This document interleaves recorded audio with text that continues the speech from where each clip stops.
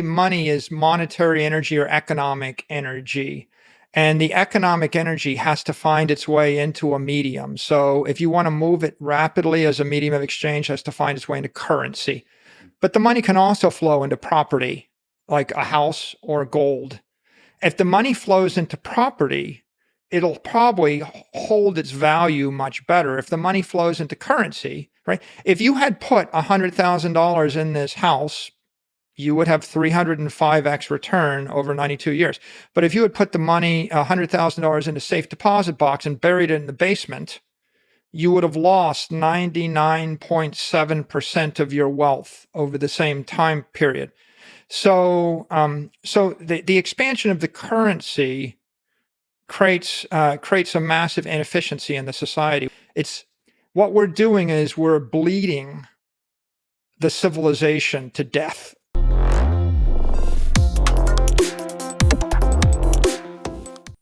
If you look today, you see that typical house, according to the Case-Shiller Index today, is up 19.2% year over year.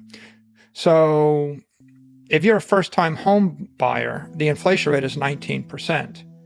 The formal CPI announced at 7.9%. You can pretty much create any inflation rate you want by constructing a market basket, right? A weighted basket of products or services or assets that yield you the answer. I think that, the fundamental failing of economists is first of all, they don't really have a term for asset inflation. In a conventional economic world, you would treat inflation as the rate of increase in price of a market basket of consumer products, defined by a government agency. They define a synthetic metric, right? I mean, I'm going to say you should have 1,000 square foot apartment, and you should have a used car, and you should eat, 3 hamburgers a week. Now, 10 years go by and the apartment costs more. I could adjust the market basket by they call them hedonic adjustments. I could decide that it used to be in 1970 you needed 1,000 square feet, but in the year 2020, you only need 700 square feet because we've miniaturized televisions and we've got more efficient electric appliances, and because things have collapsed into the iPhone, you just don't need as much space. So now it may be that the apartment costs 50% more, but after the hedonic adjustment, there is no inflation because I just downgraded the expectation of what a normal person should have. I guess my criticism of economists is rather than embracing inflation based upon its fundamental idea, which is the rate at which the price of things go up, right?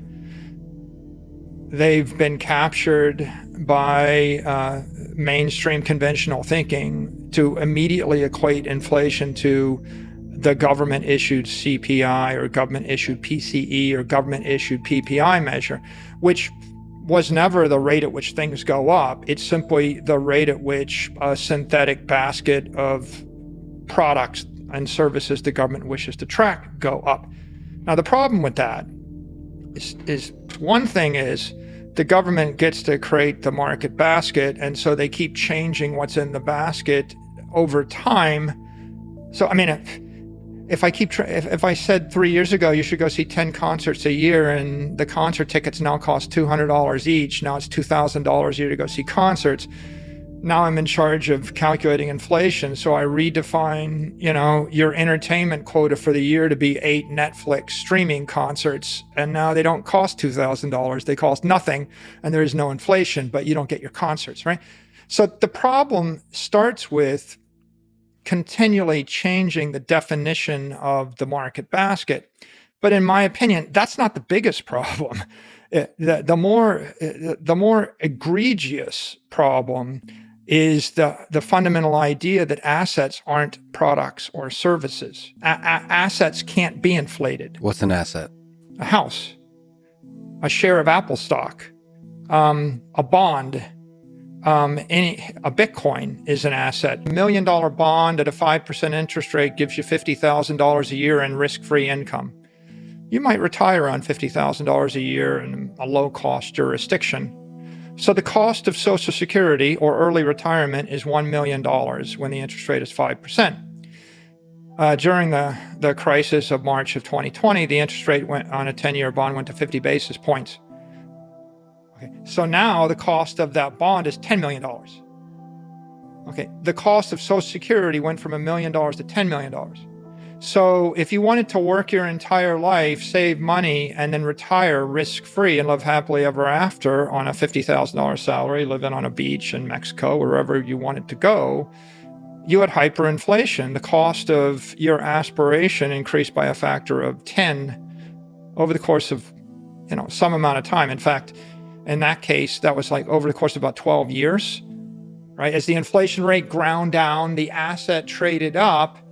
But the conventional view is, oh, that's not a problem because it's good that it's good that the bond is highly priced because we own the bond. Or what's the problem with the inflation rate in housing being 19%? It's an awful problem for a 22-year-old that's starting their first job, that's saving money to buy a house. But it would be characterized as a benefit to society by a conventional economist who would say, well, housing asset values are higher because of interest rate fluctuation, and now the economy's got more wealth. And so that's viewed as a benefit. The conventional view of inflation as CPI understates the human misery that's inflicted upon the working class and on mainstream companies by the political class. And so it's a massive shift of wealth from the working class to the propertied class. It's a massive shift of power from the free market to the centrally governed or the controlled market. It's a massive shift of power from the people to the government. If you go around the corner, I have posted the deed to this house, sold in 1930. Okay, and the number on that deed is $100,000, 1930. And if you go on Zillow and you get the Z estimate, $30,500,000. Yeah. So that's 92 years, 1930 or 2022. And in 92 years, we've had 305x increase in price of the house. Now, if you actually back calculate, you come to a conclusion that the inflation rate was approximately 6.5% a year, every year, for 92 years. Okay, and there's nobody in government, no conventional economist that would ever admit to an inflation rate of 7% a year in the US dollar over the last century.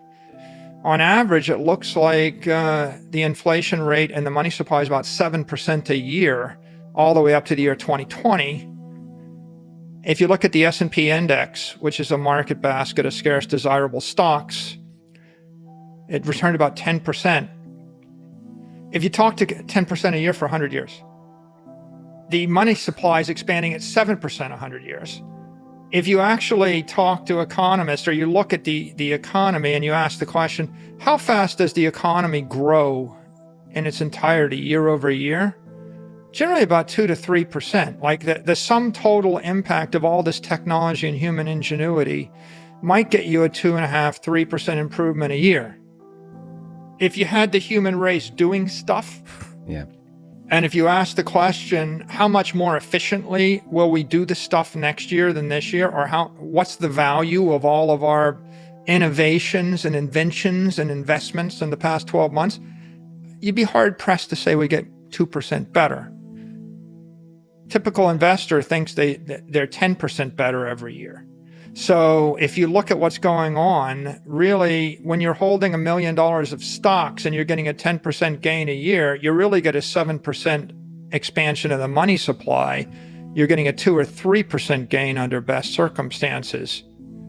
And another way to say that is, if the money supply stopped expanding at 7% a year, the S&P yield might be 3% and not 10%. It probably should be. It's like, if I borrow $1 billion and pay 3% interest and the money supply expands at 7 to 10% a year, and I ended up making a 10% return on a $1 billion investment paying 3% interest, is that fair? And who suffered so that I could do that? Because In an environment where you're just inflating the money supply and you're holding the assets constant, it stands to reason that the price of all the assets is going to appreciate somewhat proportional to the money supply. And the difference in asset appreciation is going to be a function of the scarce desirable quality of the assets and to what extent can I make more of them and to what extent are they truly limited in supply.